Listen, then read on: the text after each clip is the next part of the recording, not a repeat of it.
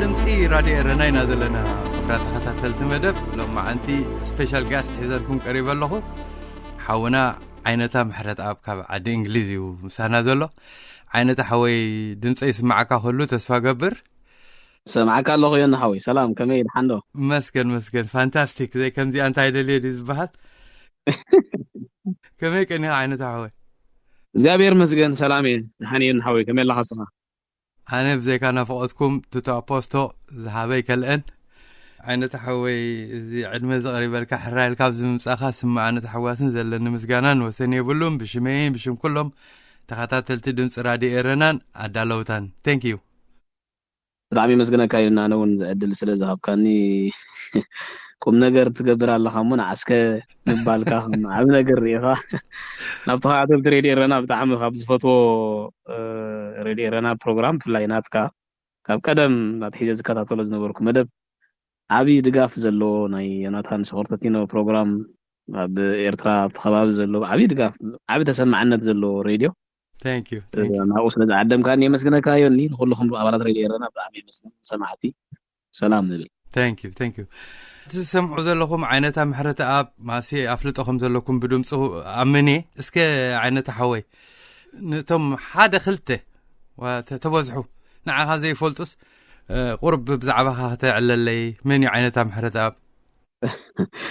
هو ينحوي عينتا محرة أب كا حرقة تراجع يكون بزحو تزبط زي فولتو خماني بزحوني مغنياتو حجي أبزي بفيديو فيت جلز وات زل خبز ميديا أمبر أبتا سنة ويبز فتنا بدحريتي ناي برعي نيرة أبتا ناي ميديا ونا براديو نيرة بدنسي راديو بفنو ويب راديو ناي شورت ويف ويد ما ارتيكلات قال ملا بمسرح سلازي بزح ناي سكرين سلازي كونكو سلازي نبركم مالتي بزح سب زي فلتن غني وزحت بتدمصي فلتن خون مالتي عينتا محرت اب بحال اب ميديا ينطف اب سنه طبب كا بغطمي يفتاتن مالتي عقمي زفقدو سرح زلخو نتي حزب ኤርትራ يربحيو زبلو ናይ ቃልሲ ስራሕ ዘካይድ ዘለኹ ውልቀ ሰብ ማለት እዩ ያተአክልት መስለኒ ዮናታን عينة حوي زقرمكا حجي قرب من دحرت ملسكا ندي بزحت سنة طباباويان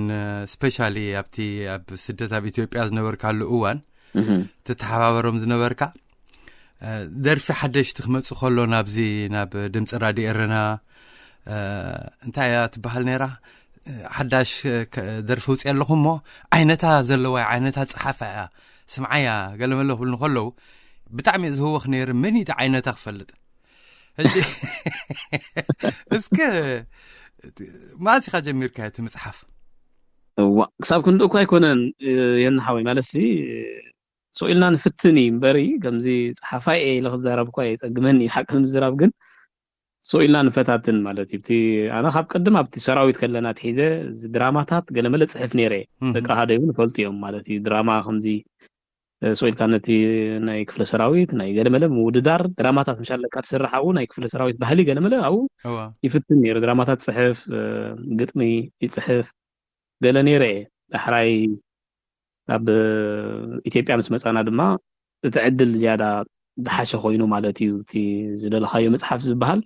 سنه طبኛታቱን بزح يخمص مس جمرو مساتهم كا يهمين بمبال كا تعامخا ندعبخا مالتي او سنه طبኛታት بزحات تركب عدل مالتا بسمرا زين رخوم نبرنا سنه طبኛታት بزحات سنه طبኛናትና بسمرا ስለዚ ነብር ንሕና ካብቲ ግዜ ሰራዊት كا فقدو برخا ስለነበርና አይንራኸብን ነርና ማለት እጅናይ ተመክሮ ናይ ዕድል አይነበረን ከምዚ ክትወራረስ ገለመለ او مالتي عبيت سنة طبኛታት ستركبت ما خاصو ኢሎም ጀመርትት ገለ ነይሩ ሰራዊት ኣብ ኢትዮጵያ ግን عبيت سنة طبኛታት ዝበሃሉ አዲስ አበባ አጽኒሕናዮም ማለት አኳሊምናዮም አጽኒሕና ንባዓል ፈአድ አልአሚን هو عن مهرة مكيل كلهم كتا على كيروس أسفا برسلام قال بعد سامسونج كلهم أو صنيع أو تراخيبنا شو أو شاتهم كأني إن شاء الله كا زحاشة مكروه حزم زلوا يوم الصحافة خميت صحف عينت زعبا خلوا له تقال الصحافة قلت زيادة لعبة خير مالتي سيتات أو زيادة عدل رخيبة مساعتهم كم تمكروه نايم صحاف زحاشة عدل رخب كله مالتي يكون مبر سؤال كعمخاز فقدر أتجبر مبر وهذا بلا ودو صحفات كنا هالليكا وصحافي إخا خطب هذا اللي تدخل المدرخ በፂሐ ግን ኣይብልን ገና ብትምህርቲ ትመሃር ኢኻ ስነ-ጥበብ ኣይውዳእኒን እንዳተማሃርካ ኢኻ ትኸይድ ገና ኣብኡለና ሳብ ሕጂ ከም ጀማራይ ግን ኣቕመይ ዝፈቕዶ ይገብር ማለት أي إذا نفسك من أسكت فتوى أو حقي أنا فعلا ميديان دي زكو ولا نفسك تعبها أنا أسكت ميديان يا سنة حقي بيت الله أنا كو كابتي زفولتون زسمعون تبجيسي حتى تكانو تم تصحفوا لهم بتعمي بقى خرعاتكم زنبوري من الوقت عينة تحوي نهزبي إرتراي تقومو يزبلو إجامة بركتي الكانمو انت يو نهزبي إرترا زتقم لك تحسب ما سكت صحف كلا خاسي نهزبي تقم وي تواسو جلس اسكا نقرن تقمنا هزبي إرترا سنتايو بوغنكا بغلتي وغن انا بتازنطفا ማለት بميديا ينطفي اند ابت سنطبك ابت سنغطم زبحال ينطفي ማለት اجي كل غزي بايزوي زغطمታት ብዙح ናይ ፍቅሪ ግጥምታት ከማን የብለይን ማለት ሲ ከምዚ ሞር ኣብቲ ሃገራዊ ጉዳይ ዘተኩር ማለት እዩ ኣብዚ ኢትዮጵያ ከልና ንሰርሕ ነበርና ሁሉ ዝርኤቶ ነርካ ኣብቲ ሃገራዊ ጉዳይ ኩሉ ናይ ፍቅሪ ማሕበራዊ ሁነታት ኣወንዚፍና ኣብቲ ሃገራዊ ጉዳይ ኢና ንሰርሕ ነርና ማለት እዩ ኣብቲ ሃገራዊ ጉዳይ ክሰርሕ ከለካ ድማ ነቲ ህዝብካ ይጠቅሞ እዩ ትብሎ ጎስጓስ ሓዘል ጎስጓሳዊ መደባት ጎስጓሳዊ ትሕዝቶ ዘለዎ ግጥምታት ንሰርሕ ነርና ማለት እሱ ማለት እዩ ነቲ ህዝቢ ይጠቅሞ እዩ ማለት ሲ ጎስጓሳዊ ስራሕ እንድሕር ኣቅሪብካስ እቲ ህዝቢ መንእሰይ ጎስጎስ ኣብቲ ህዝብን ሃገሩን ዘለዎ ናይ ርድኢት ኩነታት ይዓቢ ብኡቢሉ ለውጥ ንኽመጽእ ማለት እዩ ሕና ለውጥ ንቃለስ ዘለና ሰባት ኢና ንምፋዕ ንሕመቕ ማለት ኣብ ኤርትራሲ ናይ ምሕደራ ፀገም ኣለው ብሉ ዞም ሕጂ ዞም ጉራምራ ናይ ምሕደራ ፀገም ኣይኮነን ዘሎ ኤርትራ ኣብ ኤርትራ ዘሎ ስርዓትሲ ናይ ሰብን ናይ ሰይጣንን ፍልሊ ዘሎ ስርዓት እዩ ዘሎ ናይ ምሕደራ ፀገም ኣሎ ትብሎ ስርዓት ሰብ ኮይኑ ናይ ሰብ መንፈስ ሃልይዎ ናይ ሰብ ዝሓስብ እምነት ዘለዎ እግዚአብሔር ዝፈርሑ ሰባት ዝተኣኻኸብሉ ምዝኸውን ቁርብ ነቲ ህዝቢ ዝመስል ህዝቢ ዝጨኑ ስርዓት ምዝህሉ እሞ ናይ ምሕደራ ፀገም ተሎ እዚ ናይ ምሕደራ ፀገም ኣለዎ ትብል ኣብ ኤርትራ ናይ ምሕደራ ፀገም ጥራይ ኣይኮነን ዘሎ ኣብቲ ምሕደራ ዘለውሲ ሰባት ኣይኮኑን እዩ ናትና ሓሳብ ማለት እዩ ብውልቀይ ኣነ ከምኡ ኣብ ከም መደምደምታ ሰባት ኣይኮኑ ናይ ሰብ ዘርኢ ዘለዎ እምበር ምሳለካ ቁርብ ንሰብኣውነት ሲ ከምዘይናቶም ዝረኣይዎ ሰይጣውንቲ እዮም ኣብቲ ጉጅለት ስርዓት ዘለዎ ማለት ስለዚ እዚኣቶም ዝእለይሉ መንገዲ ንምፍጣር እቲ ስራሕ ንሰርሖ ዘለና ንሕና ማለት እዩ እዚኦም ተታልዮም እቲ ህዝቢ ይጥቀም ዶ ይጥቀመን እቲ ህዝቢ ይጥቀም ማለት እዩ ስለዚ እቲ ህዝቢ ዝጥቀመሉ ነቲ ህዝብና ሲ ይጠቅሞ እዩ ኣብ ንብሎ ስራሕ ኢና ንነጥፍ ማለት እዩ ማለት ስለዚ ብሚድያኹን ትገብሮ ምንቅስቃሳት በቲ ስነ ጥበብ ክገብሮ ዝፍትን ስራሓት ይኹን ሲ ነቲ ህዝቢ ይጠቅሞ እዩ ናብ ዝብሎ ኢለ ዝሓስቦ ዝሰርሕ ማለት እዩ عينة حوي حجي مزخلو زكاير كاي قالسي صعري كاب حجي زي كونس ولا قديم كاون قال فرز رأ خالو لدو قال لو طريق خالدو تسفات غبرو لو نغرات ري خادو ما سي حساب تسرح مو ديزابوينتمنت يمصال كاي تردي خاني خمت دله خاي كيدن بزح ነገር يغاطمي كم يسك ገምጋምናት ካብዚ ሰዓት እዚ ቃልስናይ ደላይ ፍትሕ እንታይ ይመስል ከምቲ ትደልዮ ዲ ወይ ገለደ ዘይብለካ ነገር ትሪኦ ኣሎ هو يوناتان مالتي بعيني تمقوام قال انت ري خايت انصار منغستي بحالابت ابتو شتي ኤርትራ ዘሎ ጉጅለ መንግስት ዝብልዎ ማለት መንግስት ደይኮነ አንጻር ተስርዓት እሱ ናይ መقوام መንፈስ ኣብ ዝላዕለ ደረጃ በጽሕሉ ክባሊ ካዲ ግን ናቱ ርእሱ ዝኻለ ፀገማት ካለዎ ማለት እዩ እጅት ናይ መقوام መንፈስ መጀመሪያ አንጻር መንግስት ክትዛረብ አሸጋሪ እዩ ነይሩ መጀመሪያ ግዜ ማለት እዩ زوم دحر 2001 مأسار نايتون ጉጅለ 15 በዓል መስፍን ሓጎስ በዓል አምባሳደር አድሓኖም ገብረ ማርያም በዓል ሱዳን ኢትዮጵያ መጽዮም አንጻር ተስርዓት ክወዳደቡ ክጅምሩ ከለው ገለ ተሰብ ታይም ልብለለው ይድብል ነይሩ ትዕዋን ምክንያቱ ኣይተባተኸን ነይሩ ምስ ተስርዓት ኣይፈለጦን ነይሩ ነት ተስርዓት ጽቡቅ ገይሩ ኣብ ኢትዮጵያ ዝነበራ ውድባት ናይ ጀብሃ ጥራይ ይመስለና ነይሩና ኣብ ኢትዮጵያ ውድባት ፀኒሕናና ነው ምንም ዞም ውድባት ገለስ ጀብሃ እዚኦም ዳ ጀብሃቶም ተረፍ ቀደም በሱዳን ገይሮም ዳሃደሙ ብለኻ እጅት መقوامሲ ንጀብሃ ጥራሕ ዝምልከት ገይሩ ይመስለና ነይሩ ማለት እዩ ሕጂ ናይ መقوام መንፈስ ዝነበረ ቀደምን ሕጂ ዘሎ ናይ መقوام መንፈስ ምስ ስርዓት ናይ ምብታኽ ደረጃ ክትሪኦ ከለካ ግን ኣብ ዝላዕለ ደረጃ ይበጽሕሉ ክትብል ትኽእል እዚ ተሓደ እወታ ድበሃል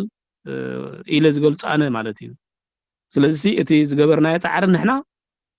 ዓቕምና ብዝፈቅዶ ቀድሜና ዝነበሩ ኣያታትና ዘሕለፍዎ ዋጋ ዝኸፈልዎ ዋጋ أنصار سرعة نمقوام نتحبرت سب كجسكوس جبروه إذا قرب فرق أفريوي لذا حسبه مست سرعة زلوا زمدنا نايم بتخ أبزل على درجة بس يحمه الله أنت رؤوس سرعتنا قبل علة هزب جبرو بدلات كرؤوس على ترى له سون قليل المقنعات هيكون أنا خطباتك مست سرعة ስለዚህ እዚ ከመ ሓደ ጽቡቕ ከም ኣወንታ ዝርኦ እዩ ማለት እዩ እቲ ኣሉታዊ ነገራት ግን አይ ቲንክ ብዙሕ ግዜ ስለ ዝረበሉ ብዛዕባ ብዙሕ ተደይ ተዛረብኩ ይሓይሽ ምክንያቱ ብዙሕ ግዜ ዝረበሉ ኣሉታዊ ነገራት ኣብዚ ደንበ ተቃውሞ ዘሎ እዚ ናይ ምቕቃል ባህሪ ብፍላይ ሕጂ ምዚ ሓድሽ ምዕባለታት ናይ ኢትዮጵያ ኩናት ምስ ናይ ትግራይ ዝተሓሓዝ ብሰንኪ ጽላኣት ናይ ወያነ ጫፍ ዝሓዘ ናብ ህግደፍ ዝተጸግዐ ተሓሳስባታት ብሰንኪ ክቱር ጽላኣት ናይ ህግደፍ ድማ ጫፍ ዝሓዘ ናብ ትግራይ ገጹ ዝተጸግዐ ልዕሊ ትግራዋይ ናይ ምዃን ዝምባሌታት ዝርአ ዘሎ እዚ ነዚ ደንበ ተቃውሞ ብሩኡይ ጸሊዎ እዩ ምክንያቱ ሚዛናውነቱ ዘጥፍእ ሓይሊ ስለ ዝበዝሕ ማለት በዚህ ስለ ዘሎ ሚዛናውነት ካጥፊኻ ድማ ሚዛንካ ከይሓለኻ መቸም ክትጓዓዝ ኣይትኽእልን ተተጓዓዝካ እውን ኣይትስጉምን ስለዚ እዚ ሚዛናውነቱ ዘጥፍእ ሓይልታት ምርኣዩ ምህላው ወይ ምብዝሑ ሕጂ ነቲ ደንበ ተቃውሞ ዝጎተቶ ብዙሕ ጸገማት ኣሎ ይርዳእኒ ንዑ ከዓ ክንሰርሓሉ እዩ ዘለና ማለት ንምንታይ ተፈጠረ እዚ ንምንታይ ተራእየ ንምንታይ መጽኢኹም እዚ ዓይነት ዝምባሌታት ክንብል ኣይንኽእልን በቃ መጽኡ ግዜኡ ኮይኑ መጽኢ ኣሎ ከመይ ጌርና ንቃለሶ ከመይ ጌርና ናብቲ እቲ ሃገራዊ ሓይሊ ንህዝብን ንሃገርን ኤርትራ ቀዳምነት ሰሪዑ ናብቲ ንደልዮ ዘለና ለውጢ ንኽመጽእ ድማ ክንፅዕር ዘለና إلى أمن مالتي إذاعة إرينا صوت مستقل لإريتريا عينة حوي حجي ماس لاين كبيد توبيكن اللي خلع لك هزارب تصنحك زي دنب تقاومي ويد لاي فتحي حجي أب درجة بكل تجميع زري أزله بناتي جميت مالتي حدا ماسي completely upside ناي تايز بحال ناي مس ويانو خينا إنا نعوض زبلو እቲ ሓደ ከዓ ኣነ ምስ ሰራዊተይ ኣው ከለኹ ኣውቶማቲካሊ ኣዛዚ ሰራዊት እንድሕር ኣያይ ኮይኑ ኣብ ጎንያ ያለኹ ዓይነት እያ ተጥዕም ተረዲኻን ሕጂ ነዚ ፍትሕ ንምምፃእ ንኽንዕወት ንኣብነት እታ ቀንዲ ተፍርሕ እንታይ እዩ ክሓቶም ከለኹ ከመይ ጌርካ ከምዚ ትብል ኣለኻ ብሎም ከለኹ እቲ ለውጢ ብውሽጢ ክመፅእ ከም ዘለዎ ኢና ንኣምን ምስ ወያነ ኮይና ትለውጥ ከነምፅእ ኣይንደልኒና እዮም ዝብሉ ብሓደ ወገን በቲ ሓደ ክትሰምዕ ከለኻ ከዓ ከምዛ ክትገልፃ ፀናሕካ ካብ ዘይትፈልጦ መልኣኽሲ ትፈልጦ ሸይጣን ዓይነት እያ ምናልባት ኣብኣ ከለኹ ሓንቲ ነገር ከብለልካ ብ2013 ሎሚ ሆማን ዓመቱ እዩ ወዲ ዓሊ ንለውጢ ፈቲኑ ነይሩ እዩ ምስ ብፀቱ ኮይኑ ብ2013 ማለት እዩ مزي زاميت كاسك نعخاز رأيكا انتاي داي موت مفتحنا كم انتا هنقبر لنا مالتي نزو كله فحيل زولنا مؤكب اتي زادلي لو تبوشت تفتيني تردي خاني او لينا نوعل زلنا نيوزعو ينا هنزارب نوعل باتو خوين باتي اتي سكفتا زمت كابتي ابتا هاجر لوط ناي ممصا دليت يزبغس ببزحتو مالتي بجكاتي ديما ديلو انقفيلو تسرح ببزحتو تسب ابتا هاجرسي لوط خمس تخوين خاني اتي حدغاتات بزقنسه ملكو لوط خمس ناي مدلاي بهاجيو ببزحتو دزاربو مالتي بر بخفا ديك خون خليت زبزح ገለገሊዮ ኻ ደይመ ደይል ተልእኾ ተዋሂቦ ዝሰርሕ ኣሎ ማለት ተቃዋሚ መስለና ዝነበረ ሕጂ ናብ ደጋፊ ዝፀረየ ደገፍቲ ከለው ተቃውምቲ ኮይኖም ዝዋስኡ ዝነበሩ ብዙሓት ተዋሳእቲ ኣለዉ እዚኣቶም ዘሳውርዎ ዘለው ገለ ኣቦትኡ ኮይኑ ማለት እዩ ግን መብዛሕትኡ እቲ ማጆሪቲ ኣብ ኤርትራ ለውጥ ንምምፃእ ግን ከዓ ብዝወሓደ ክሳራ ለውጥ ከነምፃኣሉ ንኽእለሉ መንገድስ ኣይና ይኮን ይኸውን ኣብ ምባል ብግርህነቱ ሃሰው ዝብል ዘሎ እዩ ማለት ሕጂ ናብ ትሕቶ ኻነ ምምፃእ እቲ ፀገም ኮይኑ ዘሎ ዋላ በየናይ መንገዲ ኢኻ ለውጥ ከተምፅእ ዘሎ ካይልካ ንኽትዘራረብ ዋላ ኮፍ ንኽትብልሲ ኣብ ዘይትኽእለሉ ደረጃ እዩ ተበፂሑ ዘሎ ሕጂ በዞም ክልተ ሚዛናውነቶም ዘጥፍኡ ሓይልታት ክብለካ ዝፀናሕኩ ማለት እዩ ማለትሲ ኣብ ኤርትራ ለውጥ ክመፅእ እንተኮይኑ ብውሽጢ እዩ ዝመፅእ ይብለካ ሓደ ሰብ ብውሽጢ ክመፅእ ክእል እዩ ብውሽጢ ንኽመፅእ ኣብ ኤርትራ ለውጢ ብውሽጢ ንኽመፅእ ግን እቲ ኩነተ ህላወ ናይቲ መንግስቲ ናይቲ መዋቅር ናይቲ ስርዓተ ፀጥታ ይፈቅድ እዩ ማዕረኽ እንደ እዩ ዝፈቅደልካ ብውሽጢ ለውጢ ክንመፅእ ክንብል ክንደይ ዓመት ኢና ጌርና ንኣብነት ከም ዝበልካዮ እውን ዝተፈተነ ብሰላማዊ መንገዲ ተፈቲኑ እዩ ብጎነፅ እውን ተፈቲኑ እዩ እዚ ናይ ወዲ ዓሊ ሕጂ ኣጋጣሚ ከማን ዓመቱ እዩ ናይ ወዲ ዓሊ ክገብሮ ዝሓሰበ ማለት እዩ እንታ ኮይኑ ፈሲሉ ሪና ኢና ናይ ፀጥታ ስርዓተ መዋቕር ከመይ ገይሩ ከም ዘፍሸሎ ማለት እዚ ናይቶም ብሰላማዊ መንገዲ ዝሓተቱ ከዓ ኣበይ ኣለዉ ኣበይ ናይ ቦታ ጉድለ እውን ሪና ኣለና ማለት ግን ከምኡ እሞ በቃ ብውሽጢ ለውጢ ክመፅእ ኣይክእልን ኢልካ ከዓ ተስፋ ክትቆርፅ ማለት ኣይኮነን ዝብለካ ዘለኹ ብሓፈሻ ግን ብውሽጢ ለውጢ ክመፅእ እቲ ዝበዝሐ ሰብ ዝፅበዮ ዝነበረ ክንደይ ዓመታት ተፅቢት ዝተገብረሉ እዩ ኦኬ ንሕና ኣብ ደገ ኮይንና ግን ኣንጻር ስርዓት ኢና ንቃለስ ዘለና ንብል ኣንጻር ስርዓት ክትቃለስ ተኾንካ መቸም እዚ ሚድያ ብገለ ንገብሮ ንሕና ነቲ ህዝቢ ሞቢላይዝ ንምግባር እቲ ህዝቢ ዘለዎ መረዳእታ ንኽዓቢ ለውጢ ንምምፃእ ማዕረ ክንደይ ኣገዳሲ ምዃኑ እቲ መንእሰይ እንዳተሰደደ እንዳተዋረደን ኣብ ዩጋንዳን ኣብ ኣዲስ ኣበባን ከይዱ እንዳተመርዓወ ዝለኣለሙ ከምኡ ኢሉ ክርተት እንዳበለ ክነብር ከም ዘይግብኦ ኣብ ዓዱ ክነብር ከም ዘለዎ ኣብ ዓዲ ለውጢ ክመፅእ ከም ዘለዎ ንምግባር እዩ ዳ እምበር ኣብ ሚድያታት ውድእ ለውጢ ከምፅኡ ይኽእሉ እዮም ዝብል ሓሳብ የብለይን ኣነ ብውልቀይ ማለት ስለዚ ፕራክቲካል ዝኾነ ነገር የድልየና እዩ ማለት እዩ ፕራክቲካል ዝኾነ ነገር ከተምፅእ እንተኾንካ ድማ ለውጢ ከተምፅእ እንተኾንካ ብውሽጢ ይምፃእ ብደገ ይምፃእ ግን ነቲ ህዝብን ሃገርን ቀዳምነት ሰሪዑ ዝንቀሳቐስ ሓይሊ የድሊ ማለት ስለዚ እዞም ኤክስትሪም ዝኸዱ ዘለዉ ሕጂ ኖ ምስ ወያነ ኮንካ ኣብ ትሕተኻ መፅእ እንተልየ ምስ ወያነ ኮንካ ኣይንደልን ኢና ዝብሉ ዘለውን ኖ በቃ ንሕና ምስ ሰራዊትና ኢና ዘለና ዝብሉ ዘለውን ክልቲኦም ኣነ ብወገነይ ጌጋ ርድኢት እዩ ዝብል ግምት እዩ ዘለኒ ስለምንታይ እንተኢልካ ሓደ መጀመርያ ክንፈልጦ ዘለና ሰራዊት ኤርትራ ግዳይ ናይቲ መንግስቲ ዳ እምበር ተጠቃሚ ናይቲ መንግስቲ ይኮነ ሰራዊት ኤርትራስ ግዳይ ከም ሰራዊት ኤርትራ ገይሩ ግዳይ ዝኾነበት ስርዓት የለን ባይዘው ስለዚ ቅድሚ ዝኾነ ይኹን ቅድሚ ማንም ኣብ ኤውሮጳ ዘሎ ሰብ ለውጥ ዝደላ ኣብ ኤርትራ ሰራዊት ኤርትራ እዩ እቲ ማጆሪቲ ማለት ሰራዊት እንተልካዮም ፊሊጶስ ጥራሕ ዝረኣዮም ሰባት ኣለዉ ፀገም ኮይኑ ዘሎ እሱ እዩ ሰራዊት ኤርትራ ኮ ን20 ን30 ዓመት ክሳብ ሕጂ ካብቲ ውትድርና ዘይወፀ ወታደር ኮይ ዘለና ካብ ቀዳማይ ዙር ክሳብ ሕጂ ካብቲ ውትድርና ዘይወፀ ሰራዊት ኮይ ዘሎ ሓንሳብ ምስ ከደ ተመሊሱ ሓዳርን ናብራን ክገብር ዘይክእል ወታደር ኮይ ዘለና ደሞዝ ዘይብሉ ስድሩ ክኣሊ ዘይክእል ኣቡና ዲኡን ጠዋር ዘይብሎም እንዳህለው ረጊፆም ዝኸይድ ዕረፍቲ ወርሒ ገይሩ ረጊፆም ዝኸይድ ሰራዊት ኮይ ዘለና ዝተቀየደ ሰራዊት ኣብ ባርነት ተሸመመ ሰራዊት ዝደሊ ልዕሊ ማንም ለውጢ ዝደሊ ሰራዊት ኤርትራ እዩ ግን ብገለ ውሕዳት ናይ ሓለፋ ሰባት ኣብ ባርነት ተፀሚዱ ዘሎ ተቆሪኑ ዘሎ ብወተሃደራዊ ሰንሰለት ብፀጥታዊ ሰንሰለት ተሸናኺሩ ዝነብር ዘሎ ወተሃደር እዩ ዘለና ግበር ተባሂሉ ዝገብር ኣይትግበር ተባሂሉ ዘይገብር ወተሃደር እዩ ዘለና ማለት ስለዚ ቀዳማይ ግዳይ ኮይኑ ዘሎ ሰራዊት ነዚ ግዳይ እዚኦም ሕጂ ኣብ ጎኒ ሰራዊት ያለው ዝብልካ ዘሎ ሰራዊት ጎኒ የብሉ ናይ በዓል ጎኒ ከማን ኮ የብሉ ናበይ ከም እንታይ ከም ዝገብር ዘይፈልጥ ኣብ ባርነት ዘሎ ሰራዊት ኣብ ጎኒ ሰራዊት ያለው ክትብል ተኾንካ ኮ ብቅዋም ናይቲ ሃገር ዝምራሕ ሰራዊት ክልወካ ኣሎ ባይቶ ናይቲ ሃገር ዝኣዘዙ ትእዛዛት ዝፍፅም ሃገራዊ ሰራዊት ክልወካ ኣሎ እዚ ሰራዊት እዚ ንበዓል ግዳይ እዩ ስለዚ እዚ ብከምዚ ክገልጾ ይደሊ ማለት እንተቲ ምስ ወያነ ኮንካ ገለ ዝበሃል ሓደ መጀመርያ ምስ ወያነ ኮይና እዞም ምስ ወያነ ኮይና በቃ ምስ ቲዲኤፍ ኮይና ተረግረግ እናበልና ብዛላም መስኸናት ዝብሉ ውልቀ ሰባት ሓላፍነት ዘይስምዖም ውልቀ ሰባት ክህልው ይኽእሉ ኣለውኻ እዚ ነቲ ፅልኢ መሊስካ ጠርዚ ንምብፅሑ ደይ መደይ ኢሎም ዝሰርሑ ሰባት ኣለዉ ብዛላም በሳ እንዳተተኸስካ ምስ ቲዲኤፍ ክትኣቱ እዚ ሲ ማለት ብጣዕሚ ሓላፍነት ዝጎደሎ ኣዘራርባ እዩ ማለት ከምኡ ገይሮም ዝዛረቡ ኣለዉ ስለዚ እቲ ምስ ወያነ ዝምድና ምግባር ማለት እቲ እዚኦም ዝብልዎ ሓላፍነት ዝጎደሎም ሰባት ዝብልዎ እንዳተተኸስካ ምእታው ማለት ገይሮም ዝወስድዎ ሰባት ኣለዉ ማለት እዚ ይፀገም ኮይኑ ዘሎ እምበር ምስ ወያነ ዝምድና ምግባር በኣና ዶ ተጀሚሩ እዩ ህዝባዊ ግንባር ኮይም ጀሚሮም መጀመርያ ምስ ወያነ ዝምድና ምግባር ህዝባዊ ግንባር እኮ ዝምድና ምስ ወያነ ገይሩ ኣንጻር ደርግን ኣንጻር ኣሕዋቱ ኣንጻር ጀብሃን ተዋጊኡ ዝመፀ እኮ ህዝባዊ ግንባር ትማሊ ምስ ጉንበት ሰባት ኮይኑ ንጉንበት ሰባት ነዞም ናይ ሓይልታት ኦነግ ኣብ ኤርትራ ኮይኑ ኣብ ኤርትራ ቀሊቡ ዓሊሙ ኣምሂሩ ንኢትዮጵያ እቲ ሕጂ ሕንፍጭ ዝእት ዘሎ ኮ ስርዓት እዚ ኮይ ክሳብ ሕጂ ኮ ምስ ኣባላት ጉንበት ሰባትን ምስ ናይ ኣምሓራ ኣኽረርትን ኮይኑ ዝሰርሕ ዘሎ ኮ ስርዓት እዚ ኮይ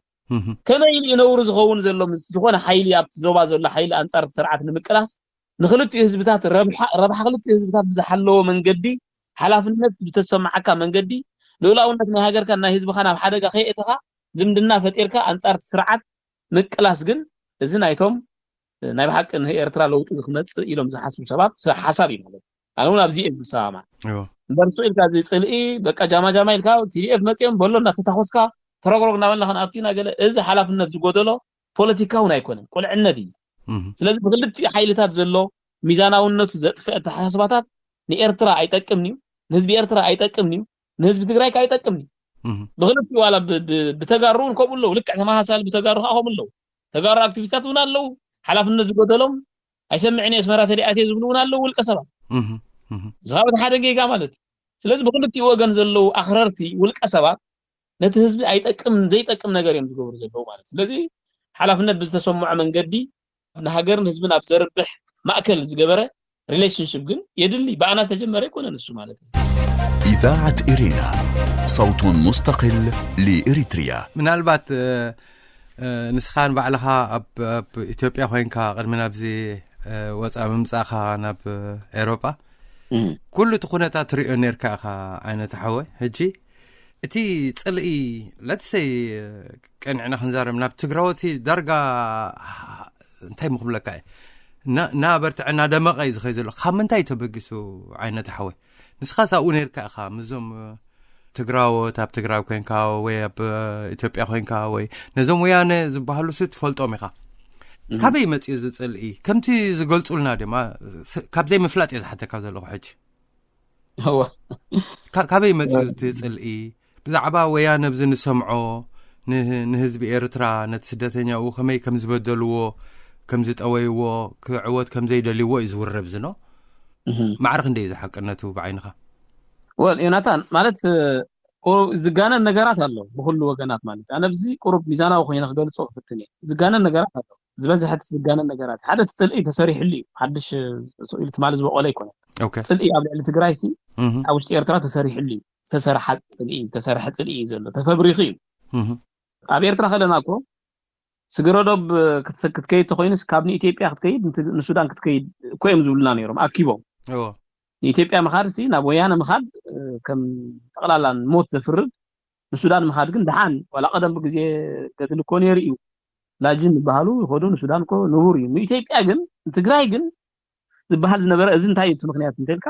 እቲ ጽልኢ ተሰሪሕሉ ስለ ክስራሕሉ ስለ ዝጸንሐ ካብቲ 98 ኮይ ተጀሚሩ ጽልኢ ቅድሚ 98 ከምኦም ዝፋቀራይ ነበረ ናብ አፍሪካ ከም ዝባው ግንባርን ከም ወያነን ዝፋቀራይ ነበረ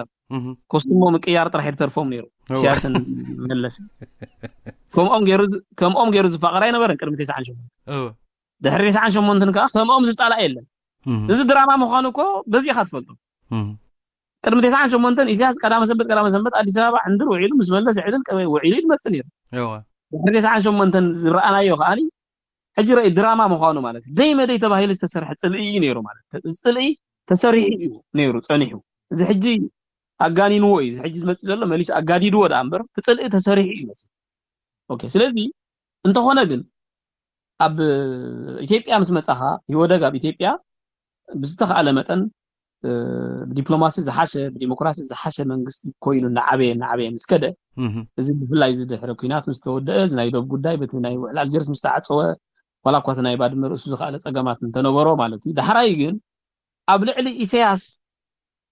ዝሓዝዎ ስትራቴጂ ይወደግ በሓፈሻው ያና ካብ ፍላይ ኣብ ልዕሊ ኢሳያስ ዝሓዝዎ ስትራቴጂ ኣብ ናይ ዲፕሎማሲ ስትራቴጂ ኮይኑ ብዲፕሎማሲያዊ መንገዲ ካብ ዓለም ነጽልካ ንኢሳያስ ኣብ መንቀራቀሮ ምእታው ዝብል ስትራቴጂ ተኸቲሎም ማለት ነቲ ህዝቢ ኸ ክትከስቦ ምግባር ህዝቢ ኤርትራ ንክሰቦ ስደተኛ ዝወጽእ ንዕቅቦ ንደገና ይምኻድ ዕድል ንግበረሉ እቲ ህዝብን እቲ ስርዓትን ከም ዝባተኽ ንግበር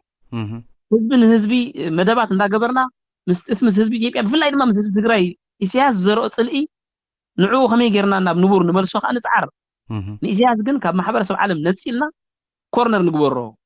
ተነጸለ ስርዓት ብኡ ገይሩ ኸ እንዳ ማህመነ ዝኸይል ስርዓት ንግበሮ ዝብል ስትራቴጂ ሒዞም ማለት እዚ ስትራቴጂ ዝናቶም ስትራቴጂ መርገጽናቶም እዩ ብኸምዚ መንገዲ ናይ ኤርትራ ጉዳይ ሒዞም ማለት ወዝ بعاليتن بهايمانوتነት መንሰይ ናፈላለዩስ ከም ዘይሰኒ ከም ዘይሐብር እዮም ዝገብርዎ ነይሮም ዝብል ሕሜታ ይቆል ሻብ ዝመጽእ እዚ ኣብ ኣነ ዝፈልጦ ኣይኮነን እዚ ምናልባት ኣብ ካል ትግራይ ተኮይኑ እንደ ካል ትግራይ ተሎ ማለት እንታይ መጀመርያ እንታይ እዮም ዘልዕልዎ ንስነ መጎት ዝመስለካ ኩናማ ሕጂ ናቱ ርእሱ ዝኻለ ካምፕ ሎ ዓፋር ናቱ ርእሱ ዝኻለ ካምፕ ሎ ይብሉኻ እዚ ኮነ ኢልካ ደይኮነን ይብሉ which means ኩናማ ኣብ ሸራሮ ከባቢ ሽመልባ ዝኾነሉ ምኽንያት ናይ ኩናማ ካምፕ ሽመልባ ባይዘው ናይ ኩሉ ኢኔሩ ዳሕራዮም ናይ ኩናማ ጥራሕ ገይሮም ኣብ ሽመልባ ከባቢ ሸራሮ ዝበሃል ከባቢ ኩናማ ተወለድቲ ኣብ ትግራይ ዘለዉ ሲ ኣብ ሸራሮ ከባቢ ስለ ዘለዉ ምስቲ ናይ ኩናማ ኮሚኒቲ ክቀርበሎም ተባሂሉ ኣብ شرارة خباب زلو شمال باقي رمو ثم عفار كا بزنا يسمارا رحيت هذا جلز بهال معسكرات هذول عفار نبتنا عفار كوميونيتي عفار كوينهم سيتي بيان مشالو عفار كوميونيتي ناون قرب له منهم كان عفار او غيرهم تخال جن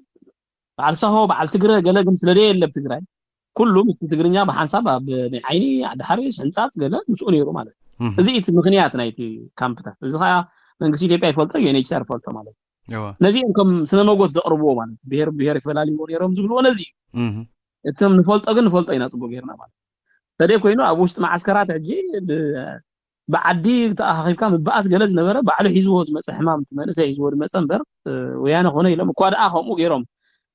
بعዲ ተፈላለዮም ዝባኣሱ ዝነበሩ ክሳብ ናይ 2-3 ዓመት ፍርዲ ዝወሃቦም ዝነበሩ ዝፍረዱ ዝነበሩ እዮም ከማ بعዲ ምባኣስ ከም ገበን ይዝውሰድ ነይሩ anyway ነተሓቶኻ ንኽማላ ኢለ እምበር ከምኡ ይኮነን ስለዚ ካልእ ይትረፍ ግን እቲ ሂማኒቲ ዝበሃል እቲ ሰብኣውነት እቲ ስደተኛ ናብ ኢትዮጵያ ከኣቱ ከሎ ዝነበረ ቀባብላ ግን ዝኾነ ኤርትራዊ ማለት ካብ ሕልና ዘይረሓቐ እንተኮይኑ ዝምስክሮ ሓቂ እዩ እዚ እቲ እሶም ዝተኸተልዎ ስትራቴጂ ነቲ ህዝቦም አንቂሖም ወይ እዚ ተሰዲዱ ዝመጽእ ዘሎ ካብ ኤርትራ ሓውካ እዩ ጓና ይኮነን ዓቕሉ ፀይቦ እዩ ዝመጽእ ዘሎ ሕጂ ተፈጢሩ ዘሎ ፖለቲካዊ ኩነታት ርኢኻ ነቲ ናይ ትማሊ ዝነበረ ሕውነት ረሲዕኻ አንጻር ዞም ስደተኛታት እዮም ከይትላዓል ተቀበልዎም ስለዝተባሃሉ በብቀበሊኡ ብስርዓት ስለዝነገሩ ከም ስትራቴጂ ሒዞም ስለዝነበሩ ወያነ ብስርዓት ስለዝተነገሩ እዩ ብዙኾነ ጆብ ንሕራ ብሰላም በሳእቶ ብሸሸቢት እቶ ብገለእቶ ብሰላም ዝቀበለካ ዝነበረ ትጓሳ እቲ ዝንገሮ እዩ ዝገብር ዝነበረ እምበር ብዓይኒ ጽልእ እንተኮይኑ ቅድሚ 2-3 ዓመት ኮ ቅድሚ 4-5 ዓመት ኮ ሓው ተሰውኦብቲ ዶባት ክኸውን ይኽእል ብዓይኒ ቂም ተዝሪኦ ነይሩ ማለት ኣው ክምንክለካ ልብቲ በረኻ بهم تزخون قلت أنا جيروهم سلزخون كم استراتيجي حزام ما سلزنبرو ويانا نتهزبهم بهم سلزن قحوت سدتنيا بسلام يأتون يروما بسلام آتي خاني بهماني تدرجة إدخلك هذا النقاط بسلام آتيو ناس سدتنيا مسألة تحليلو تي أبي إرترا زي رخبة ورقة دقنا يمخاد ناي ريسلتمنت عدلات طرح زي كونه سبونسرشيب بستغى بناي ريسلتمنت بعلو ناي ورقة عدل بالمس ميجريشن ترى دي ولا زي حدش نتي سدتنيا زقبر زنبرة سو أو هناتاتي مالك ناي تمرت عدلات كم مهارز قبهم ناي حكمنا عدلات زغل لز قبر زنبرة بتهماني تدرجة عندها خير كازي تحكمه كابدت إرترا قبهم زنبرة يبقى أنا خاطو مقبار نزف فاسيليتيز مقبار سي بتسبب أو درجة زي نيرو مالك تحقي مالك بت بوليتيكا درجة أنت خير كايجن تحيزهم مزنبر استراتيجي خمس قديمة زقلت سكوس لزخونه قبل على إساس مزنبر استراتيجي نتي كنت لو تخمس زدلي إن إرتراتي أنت سرحت كأتودي أنت كواجا اللي زدلي زنبرة حيلتي أبتي إثيوبيا زنبرة دم بتقاومه نوعه مش أي نبرة عن كافو خوينه مالك الذي كم دليتك بناتك مدى بناتك وتن أنصار سرعات مختك على زفقد كنتات أي نبرة عن كاف نيريو حلقات نيريو نبوليتيك نياتات نسنة أبنياتات نقله حلقات نيريو عن كفات نيريو مخنياتو تحيزم موز نبور استراتيجي كالئ سلا زخونه ማለት ነተኻለ استراتيجي ሒዝ ድመጽ ደም በተቃውሞ ዝምጭ አይነበረን ማለት በፖለቲካን ደሪኻ በትሂማኒትን ደሪኻ ግን ዝቀዲመ ዝገለጽኩ እዚ ተሐቅ ማለት ነዚ ምሕጅ ዘጋንንዎ ዘለው ናብ ጽልኢ ገጽም ዝወስድዎ ዘለው ነዚ ተሐቅ ግን ዝብለካ ዘሎ إذاعة إرينا صوت مستقل لإريتريا عينت حوي حجي نابنت بوغن ويانو ويك بوغن تግራይ بسبيشال بحزب تግራይ ዝተገበረ رحرحين بسدتنيا إرتراوي كاستوحدو أي دلن جن ألو أبز متيم زاربو خا ولا نعنا استبهل ورقة ناب كندا ناب قالهن وسألو بعلاتهم تقوموا لنيرهم قالت بل بزح متاتاتي زلو من البات بعين خا اسك جم كتجبر ليسي حماقسي أي صرحني من نيرهم يخاتوا لنزل خا that's okay خاتوا لنزل خا لا نفس حماق أي صرحني من نيرهم يكونن فلالي أنت هيمانيتن بوليتيكان يختلالي فتينا مال okay بتهيمانيت بتسبعونت الحر كيتكا هقدف بديل الناس زمصنايو مصأن اتا وصنحنا نهريخا سماين مريتين ማለት በትሂማኒት ደረጃ እንተ ኸይድካ በቲ ፖለቲካው ሁነታት ፖለቲካው ጉዕዞ እንተ ኸይድካ ክገልጽ ፈቲን እቲ ናይ ስትራቴጂ ጉዳይ ማለት ሕጂ እንቅፋት ኣይነበረን ኣይኮንኩን ዝብል ዘሎ ኦኬ ተረድየ ከም ድሌትካ ክትጎይ ድሌትካ ክትገብር ዝፈቅድ ኩነታት ኣይነበረን በፖለቲካ ደረጃ እንተ ኸይድ ምክንያቱ ንሶም ኣብ ልዕሊ ኢሳያስ ዝተኸተልዎ ስትራቴጂ ካልእ ስለ ዝነበረ ማለት በትሂማኒት እንተ ኸይድካ ግን ኣብ ኤርትራ بسرعة قدف زي تجبر له ولده أبي تبقى يتغير زي تحقق مالك ولا أبقى أنا زي تاع جنابنا بسوا أمباسادر على حنوم زحلف عنت تسوا أمباسادر على حنوم بعد سوس جبرون أبنت زي تأثير كحدوجهم زي ولهم سدتين تاعت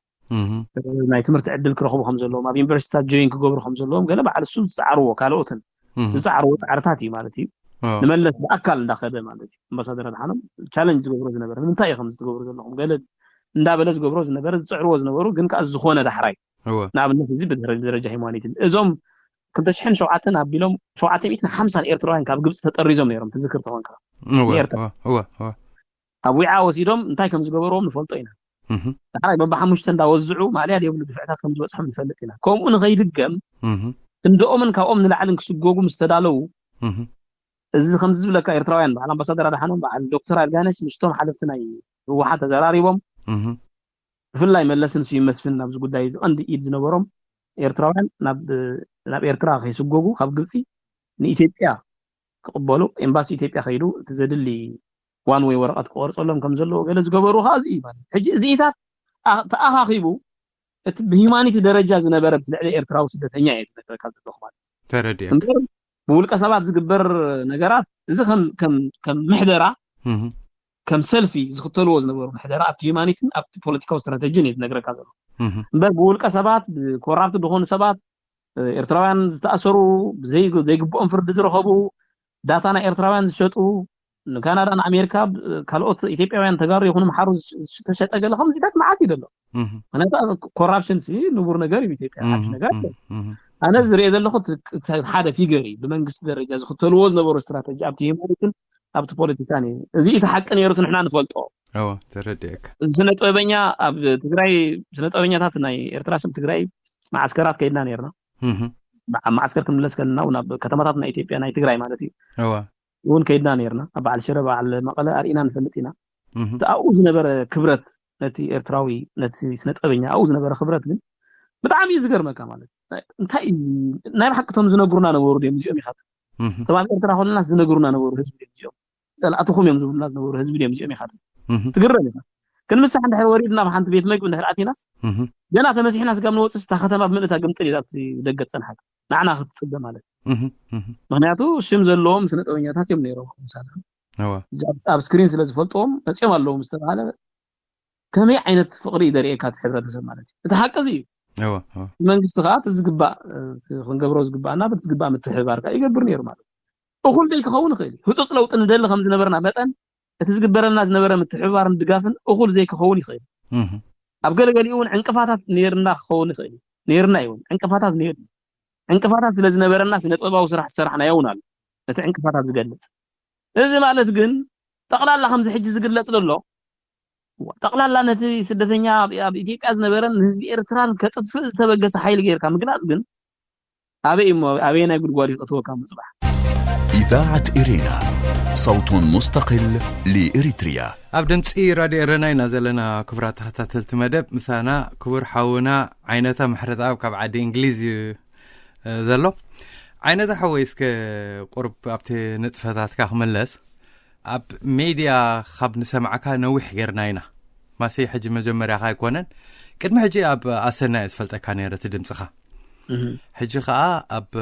أبناي ياكل ميديا بفيديو زدالو very professional زخونه مع درجة معلتا وخم تقرب يزكاتاتلو باي ذا واي حلفه يفلتني كل شابه زريكا ثانك يو اسكا نغرني انت يتيق عندي اجام كان عايزي يوني ثانك يو مجمريا مچم كل شيء صراحه خطود سنه هي تسكرني انت شير عندي خبر الكازوع لا يتري هو ثانك يو مجمريا في زي ميديا سي انا ጋዜጠኛ የተማርኩን አብነት ገሊ ዩሰብ ሓደ ዓርከ ኣብ ዩጋንዳ ኣለሲ ሓደ እንዳዜና ይነር ቀደም ሕጂ ካብቶም እንዳዜና ዝነበሩ ኤርትራስ እዚ ኣብ ኣሰና ድምፁ ንሰምዖ ወድሲ هو ኣብ እንዳዜናስ ኣበይ ነይሩም ሰና ኣበይ ናይ ዲፓርትመንት ነይሩ ኢሉ ሕጂ ዓርከ ይፈልጠኒ ኣይነበረን እዚ እንዳዜና ብፉሉይ ንደንበ ተቃውሞ ክኸውን ኢና ሰልጢና ኢና ብፉሉይ ኢሉ راي اجزي انا جورناليزم اي تماركم اب دازيناو ناي نبركم اي فلطو كات فورتو اتي يفلطن كما أجي كن سب كن كم جورناليزم استمهاركو ويا من دازينا زنبركو قال جري زوج كسب سجن كم أخمس نقطة سجن يقول لهم مخانو جن كم واي كنا جن أب مجمع كنت شن عسرت حدا يعني الميديا دي جمهور أمز قدي مزقلت سول كم سام بصدر على حنم سرح سل النبركو تي أبي تيبي خلو راديو سل زنبرهم إثيوبيا دمس حرنت الراديو نيراتهم كاب إثيوبيا سني إرترات في شورت ويف أوي سرح جميرة مالتي أوي تي صحفات مقراب زيناتات مدلاو توناليتي براكتيس مقبار سوفت وير ناي اوديوتات قال ملا أوي زمهارو مالتي جي أو بزحات قدمي يصنحوا غازيطنيات قال ملا نيروم كأم تمكركو قال ملا بهم يجمر حراب كنت شحن 14 أب أسنا جميرة مالتي بايزوينا بري إيرنا ونتحيفنا نيرنا بس قاطامي كوقصوكم يد أمبري نيرنا أنا كنت عاركيز لك هذا اللي حجب أبي باندا زلو بسوسي فلت أمين مع بنيام سمون قال فالوتيهم نهارتيهم يوم أوكي زي بوتنشال زنات كاسي ريدي إيرنا خد أول اللهم منياتو أبي تقبلنا زلو ريدي إيرنا يلو صحيف لكم نيرو أمز عين السبال قال صحيف لكم نيرو قلنا يتملسون يبل anyway قلت عمليت كنا تريتشو بتاعنا كلتا بيرسون زغفل كاي الأخ كان يركع هيتغم عين كوي زغنا قل شع حنت قتمي سديدنا نيرنا تدقاقموا نيركم بأخ حيسكم من ياخذ حد أوكي anyway انت ياخذ لك ريدي شعو أب زناي زبلك تاريديو مستعد صوت أب ريدي أسنة سرعة جميلة وريدي أسنة سرعة جميلة ورح 4 تخلتشنا أسرت 4 تاني كساب زحلف عمت سريحة مالتي نديش وعد عمت تيجي بيل زخون دول مالتي زي شورت ويف كله نيرترا زات شورت ويف كله بنا بساتلايت ندأتو خلو زي راديو دحريون تي في ساتلايت مسكونون مالتي قصلني مالتي أب السنة نويح عمتات سريحة بوخا حبوني مالتي هناكو نتهزبي بزتخال متن حبريتها من مقاب نتوش تعد زلنا حبريتها ناي سوشيال ميديا عدل زي يقول لك مقر ساتلايت مقر شورت ويف غير كانت تهزبي تخونتات ولا نتسرعت تهزب او خلصي تسرعت كان مخانو مسل كم زي له قال يدفلت امبرت زختلو سنا حسابات نايكي سنا حساب مالتي برطعي سنا حسابات ايرترا كساب حجي له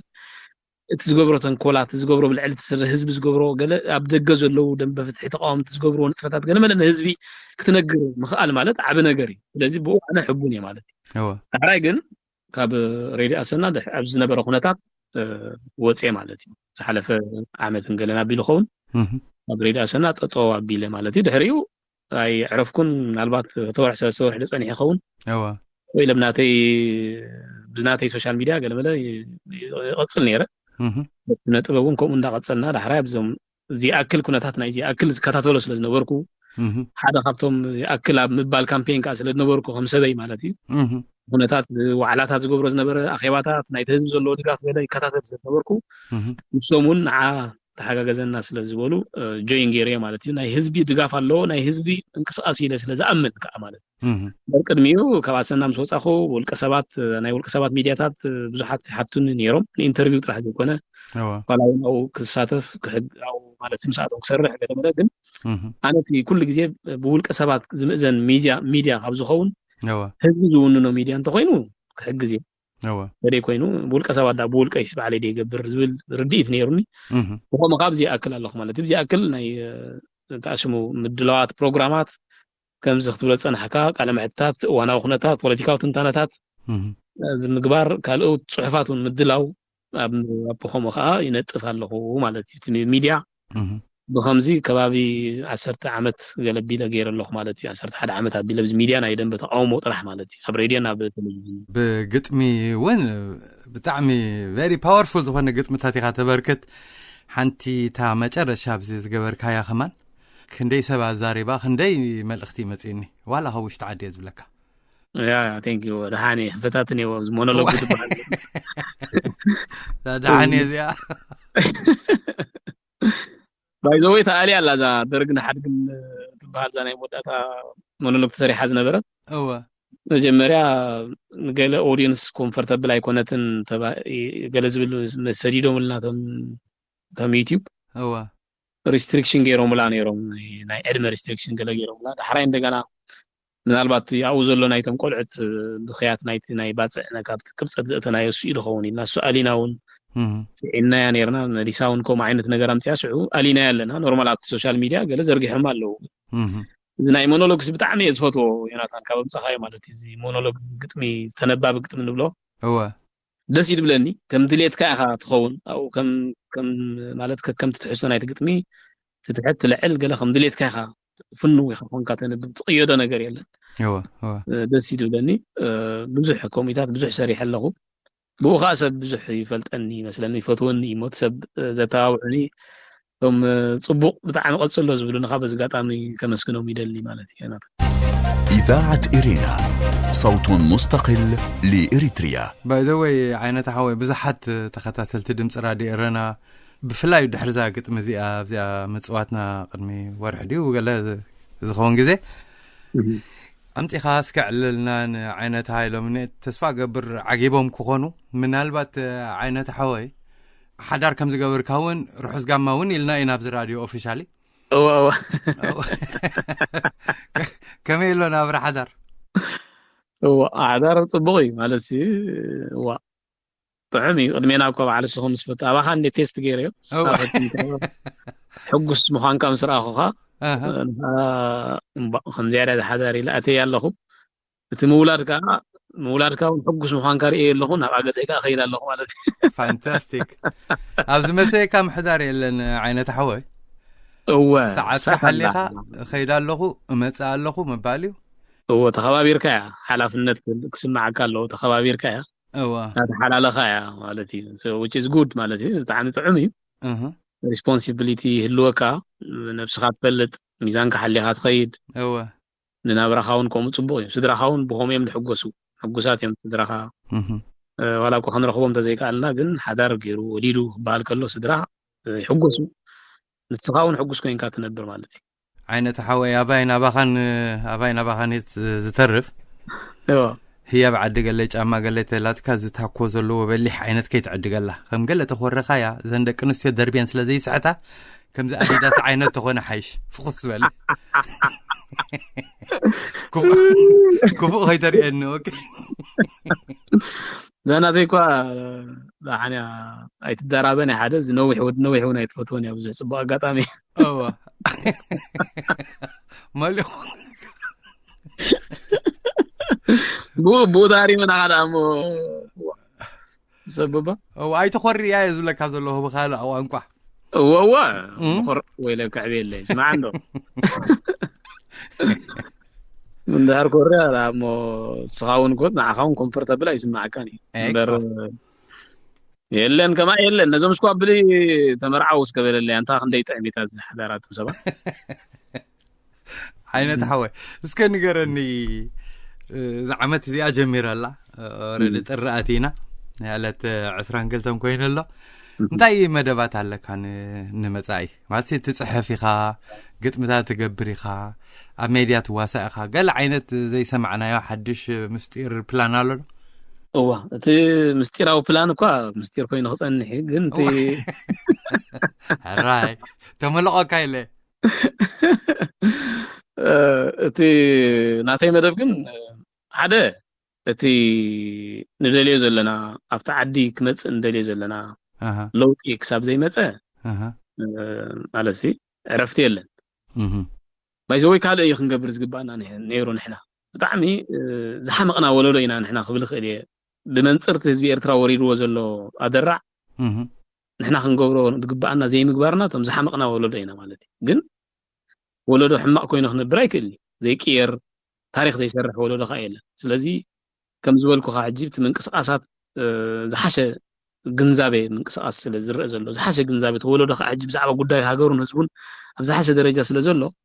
ለውጥ ይብታዓዲ ውሑስ ለውጥ ማለት ሶይ ካን ስለ ለውጥ ድመጽ ለውጥ ይኮነ ናይ ሰባት ምቕያር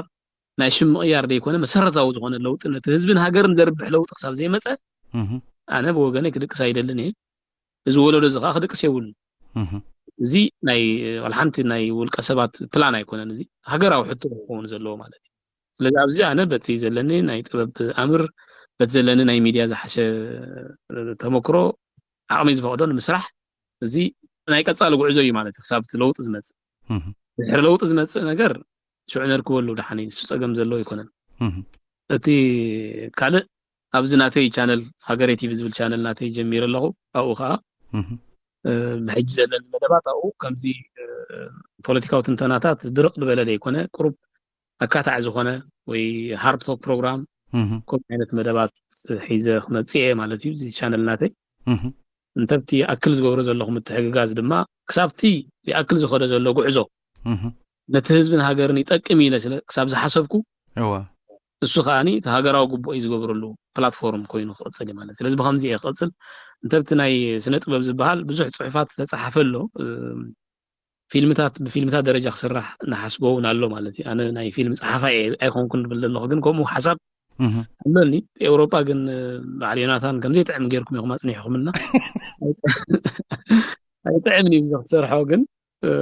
ኮሚታት ሓሳብ እውን ኣለኒ ሓሳብ ጥራይ ዘይኮነ ተፃሒፉ ዝተወደአ ስራሓት ኣለኒ ማለት እዩ ምስ ገለገለ ዕሩኽተይ ይዘራርቡ ኣለኹ ኮሚታት ክንሰርሕ ከዓ ሓሳብ ኣሎ ዋው እዚ መስል ናይ ሕጂ ብዓብዪ ግን እቲ ናይ ህይወት ናይ ናብራ ከዓ ጎኒ ጎኒ እዩ ዝኸይድ ማለት እዩ ሎሚ መርዓ ፅባሕ ውላድ ድሕሪ እውን ቆልዓ ምዕባይ ገለ ዝብል ከዓ ኣብቲ ውልቃዊ ፕላን ናትና እዩ ማለት إذاعة إرينا صوت مستقل لإريتريا كبرات تخاتلت مدب إذا تسمعوا ذلهم حاونا حدا خافتم تفتوهم عينتا محرتا أب أرتيست نتباباوي صحافي دراسي كم اون غازيتانيا من البات عينتا حوي كان فناونا قال زرسع كوتو لو يكتب له تللي اندحر له خوينو ذل كامل اختي ختم حلال فتا مدرخ نباها قدفا بوغني بتعميق اني اللي تحويس حرايل كابز ممصاخا هابي نيو يير كان عخان خبرت بعلت بيت كان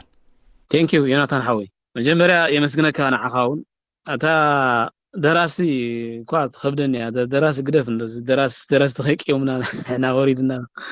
يوناتان قندحان كم انا كم ابت ميديا خم زلخ متن تعاقمي زفودو خغبري እሱ ከዓ ግዴታ እዩ ባይዘወይ ግዴታ ናይ ኩላትና ንገብሮ ዘለናስ ግዴታ ናይ ስኻ ዮናታን ሕጂ ግዜኻ ጻቢብካ ንተቕርቦ መደባት ከመይ ዋጋ ተኸፍለሉ ባዕልኻ ኢኻ ትፈልጦ ማለት እዩ ዘይ ብዙሕ ንዑ ዘይርድኦ ሰብ ኣሎ ወይ ከምዚ ወልፈ ሃሊና ንመፅእ ዝመስሎ ሰብ ኣሎ እዚ ክርድኦ ኣለዎ ሰብ ዋጋ ተኸፊልዎ ካብ ናይ ፋሚሊኻ ካብ ናይ ስራሕካ ሰዓታት ቆራሪፅካ ትገብሮ ምዃኑ ምስቲ ኤውሮጳ ምዃኑ ዘለኻ እዩ ዝድርበ ግዜ የለን ኣብዚ ከምኡ ምዃኑ ዋጋ ተኸፊልዎ ዝስራሕ ዘሎ ምዃኑ ፈሊጡ ትሰብሲ ነቶም ኣብ ከምኡ ዝነጥፉ ዘለዉ ከተባብዕ ክኽእል ኣሎ ስለዚ መጀመርያ ከምኡ ክብል ይደሊ ማለት እዩ ነቶም ዘተባብዑና ነቶም ዝነቕፉና ነቶም ዝፀርፉና ጥራይ ዋጋ ንኸፍለሉ ከም ዘለና ጥራይ ፍለጡልና እምበር ዋላ እቲ ፀርፊ ከም እረምታ ጌርና ክንወስዶ ኢና ማለት እዩ ፀገም የብሉን ነዚ ምስጋና ይቕርብ ማለት እዩ ቀፂለ ግን ዮናታን ኣብ ኤርትራ ለውጢ ክመፅእ ኣለዎ ክንብል ከለና ህዝቢ ኤርትራስ ካብ ባርነት ክገላገል ኣለዎ ማለትና እዩ ኣብ ሰዓት እዚ as simple as that ሕጂ ዝኾነ ሰብሲ ካብ ዝብግስ ኢሉስ ኤርትራ ኸይዱ ስድሩ ክርኢ ክእኒ ንኣብነት ኤርትራ ኸይዱ ክምርዖ ይክእልኒ ኤርትራ ክምርዖ ተኾይኑስ ቅድም ንስድርኡ ፓስፖርት ኣማኢት ከፊሉ ኣውፂኡ ንኢትዮጵያዊ ንዩጋንዳ ከውፆም ኣሎ ብድሕሪ እዩ ክምርዖ ከም ዝኽእል ዝፈልጥ ካብ ዝኸፍእ ውርደት የለን ኦኬ ንሕና ብከምዚ መንገዲ ንገብሮ ኣለና ግዝያዊ መነባብሮ ማለት እዩ እቲ ኣብኡ ዓዲ ዘሎ ህዝቢ እንታይ ይኸውን ኣሎ ማለት እዩ እናንተ ሓሲብና ጽባሕ ዘይኮነ ሎሚ እዩ ለውጥ ክመጽእ ዘሎ ኤርትራ ናብ ዝብል መደምደምታ እዩ ዝወስደካ ማለት እዩ ስለዚ እዚ ለውጥ እዚ ንክመጽእ ኩሉ ኤርትራዊ ክረባረብ ክኽእል ኣሎ ዘዛነ ጉዳይ ኣይኮነን ዘለናዮ ህዝቢ ኤርትራ ከንዛነየሉ ኣብ ዝግባአና ሰዓት ኣይኮነን ዘሎ ህዝቢ ኤርትራ ነዚ ከዓ ምንጋር ዘድልዮ ኤርትራዊ የለን ፈልጦ እዩ ማለት እቲ ደይመደይ ኢሉ ክፅይቕ ዝሓስብ ዘሎ ሚዛኑ ጥፊኡ ዝኸይድ ዘሎ ሰብ ናብቲ ሓደ ፀግዕ ዝኸደን ናብቲ ሓደ ፀግዕ ዝኸደን ናብ ልቡ ስጋብ ዝምለስ ክንፅበ ግዜ ይብልና ንሕና ብኸመይ መንገዲ ረብሓ ሃገርካ ነዝብኻ ናቐዲምካ ለውጢ ተምፅእ ግን ናይ ኩሉ ኤርትራዊ ሕቶ ይኸውን ዘለዎ ማለት እዩ